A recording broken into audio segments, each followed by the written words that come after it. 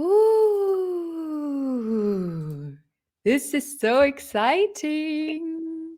Hello, hello. My name is Bea-Marie Anine, and I'm here with one of my co-authors from the book Inspired Connections, published by Hill House Publishing. And besides contributing a chapter for me to this book, I'm I'm an international speaker, holistic success mentor, and an energy healer. And I support soul-driven leaders to turbo boost their success energy. And I'm really, really excited and I get really inspired when I talk to inspiring people. And today I'm talking to my wonderful co-author, Melissa Alba, who is a self-directed healing practitioner. So welcome, Melissa. Thank you, Thea. What a beautiful introduction. And might I just say equally amazing that you have had, ticked off so many things within your career as well. Amazing. Yeah, thank you. So let's dive right into the book. Okay, shall we? Let's. So, why did you write that chapter? Ooh, well, obviously the book is called Inspired Connections.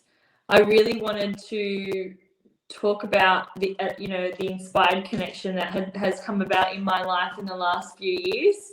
But to tell the story of how you find an inspired connection, you really have to go back as to how you can differentiate what an inspired connection is versus, ones that aren't.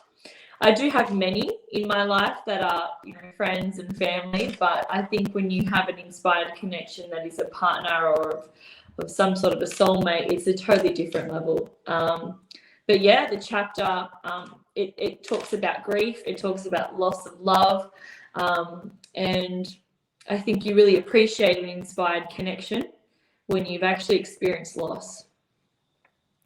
Absolutely. Yeah. How would like the reader to feel after reading the chapter?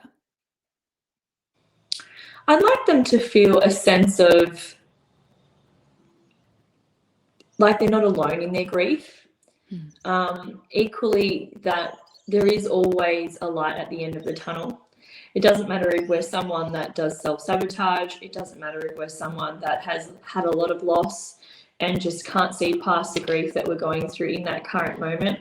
That equally there are people that will come into our lives and see us for exactly who we are and will just love us for who we are regardless. We don't need to change ourselves or mold ourselves to try and fit into any scenario.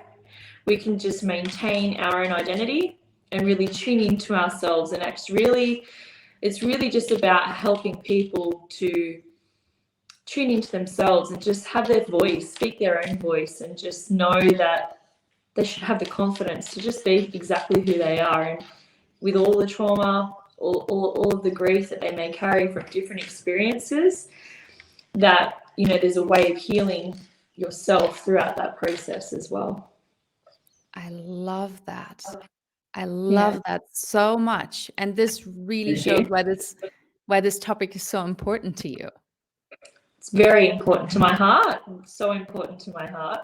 I'm actually wearing this bracelet.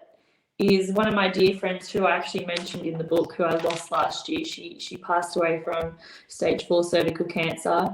Her name was Nita. She was stunning, inside and out as a person. And I think when you lose, I've lost many people in my life, but when you lose someone that is equally just so uplifting as a soul, as a human, just that when the time passes and their threshold here as a physical being has passed, that they are still here with you in some capacity. You feel their energy, you feel their spirit. And even right here sitting with me now, I feel her. I feel the support, I feel the love. That is so true. And it's so comforting, when you lose somebody to really, when you dive into their energy, when you dive into their presence, and you can still feel them just by thinking about them. So this 100%. is really, really beautiful. What What did it mean to you to be part of a project like this, to contribute a chapter? Honestly, it was so humbling, such a equally, I've said it in a couple of interviews that I've had now, but it was so empowering equally.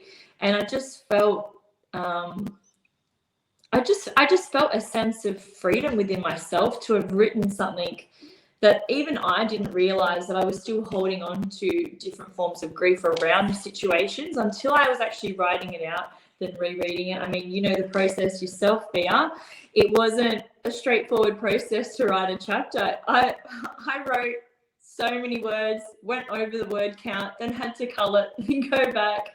And that process is a beautiful process because you're having to kind of relive the situation and the experience of the trauma or the grief, the sadness, and the emotions kind of come back up for you. So going through that process all over again to really have the reader feel and believe and understand exactly that experience and kind of take them to that place for you. It's such a beautiful experience in itself because you're reliving it, but you're equally letting it go. Yes. Absolutely. I can only like support what you just said because I went through the exact same thing. Yeah. And yeah, like, you know, you have this thought in your head why you get into a project like this, why you want to contribute something, and what your intention is behind that. And all of a sudden it goes like, and then comes the editing, and then comes the shrinking, and then comes this, and then comes that, and you're like, ah. You have to walk away from it for a little bit, don't you? So you do it, you read it, and then you go, oh my God, oh, I can't. I got to just walk away. Time out. And you come back with fresh eyes, and you can go, okay, let's see what other energy comes. Let's see what else I'm going to learn from this experience. And you've got to go through the wheels of emotion through it. You can't, like, all the emotions are going to come through. You just can't stop it, really, can you? So you just have to allow it to come in and gracefully go through it and then let it go. Yes, absolutely. And so we talked about a little bit about the writing process, but was there like a specific challenge that came up for you? Yeah, I think I got overwhelmed with emotion. I really did. You know, in part of my chapter, I'm talking about, you know, being a little girl and experiencing my family around me for the first time coming to light, the news of my auntie committing suicide at 8 years old, and just hearing the grief and taking myself back to that moment and seeing my family just distraught. It was really impactful to me. And it was a moment in my life where I'll never forget. And anytime I go back to it, it just a massive sense of emotion comes up for me. And suicide is such a big, it's a big topic that's close to my heart. I've had a few family members actually commit suicide, and you know, I've got two ways that I look at it. You know, in one capacity, I see it as to actually go through that process in taking your own life. Really, it really takes a lot of strength and courage to get there, because to actually go through it is, you know, they have to be at the absolute end of their line of their wits to make that decision, right? But then at the same time, the people that are left behind with the grief and the sadness and the loss and the unanswered words and just not understanding entirely, it's just incredibly sad and devastating. And you know, families are just never really the same after it. People that lose that sense of family or partner or friend, whoever that person may be, it's just heartbreaking, really. But yeah, going back to that moment and experiencing that level of grief was extremely difficult for me to have to relive. Yeah, I cannot imagine like how it is to relive it over and over again. I mean, one of my best friends committed suicide when I was 19, and so knowing that and, you know, thinking about that person in a good way is something different than, you know, really diving into the yeah, and yeah. so Really trying to hone into where their mindset was to have made that decision to go through with it. And I think because I was such a young girl, it's only now, I'm in the position that I'm in, being, self-directed healing practitioner. I really am working with so many different people that have so many different levels of trauma, whether it be physical, emotional, sexual abuse. There's all these different forms of trauma that people hold on to from different experiences within their life, and I help them move that energy throughout their body. But basically, we go into their subconscious and we bring it to their conscious mind, and we're only able to go as deep as the client will allow us to go, essentially. So they're not able to drop down out of their mind and go into their body and really feel the energy, feel where they might have some energy and emotions that have been trapped from trauma for many, many years, and we're not able to help them release it. It's why it's called self-directed healing, right? So I will guide the client through that process. And when I've gone through that process in helping clients that have actually been very transparent with me, saying, I've attempted to commit suicide many, many times, when they're open and transparent with that, to some point, it can be somewhat triggering for me to really have to go into the mindset of the person that equally has thought of that and understand why and how they feel that there is no other way out at different times. And I'm so grateful that I've been able to work with people that I've helped have shifts within their lives and to have some kind of positive impact on them, and help them heal themselves in that way. But when I did write that chapter and take them back, it makes me wish that there was more open speech, and people were in a different place back then than to where they are now, because now it is, there are so many different options in terms of who you can turn to if you are having some sort of a mental health issue. It's more of a open conversation, where I feel back then it wasn't as open. No, not at all. Yeah. Wow, this is going to be such a great chapter, and I cannot wait to read it. Like, there are so many amazing people in this book. They are. Like, there is. You're one of them, Bea. You're one of them. Thank you. Yes, and there's also who is in our book? Fatou Pruitt, who's also a wonderful energy master. She's like masterful, and I think her chapter is also going to be so incredible. And Chris Masters Ma, who talks about love and lust, and it's just how you can make those connections is like incredible. Like, especially I had an interview piece with him. Nice. A podcast last week. Yeah, he's incredible. He's the only male in the book, actually.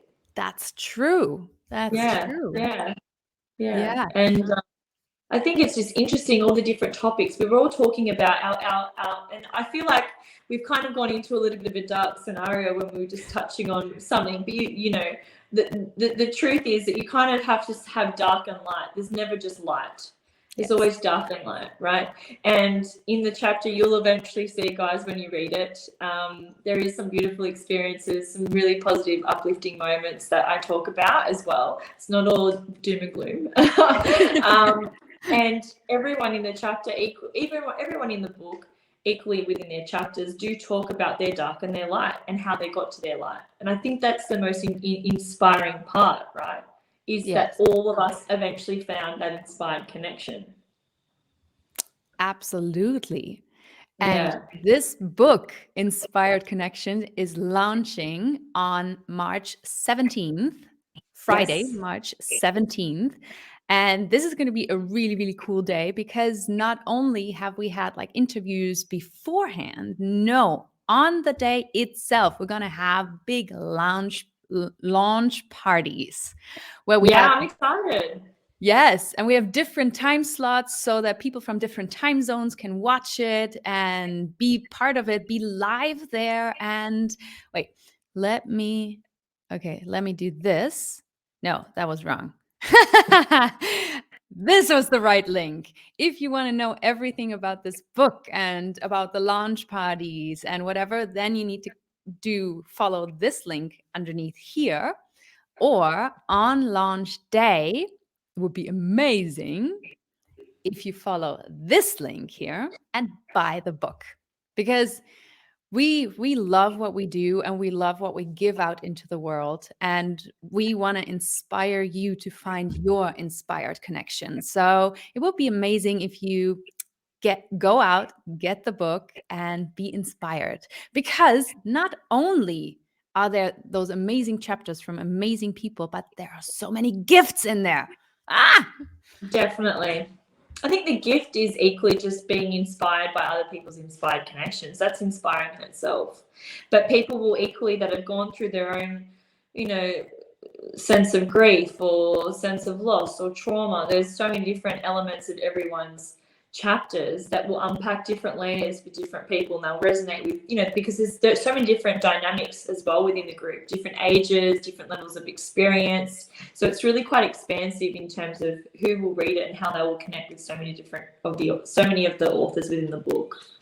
Yes, Yeah. absolutely. Yeah. Absolutely.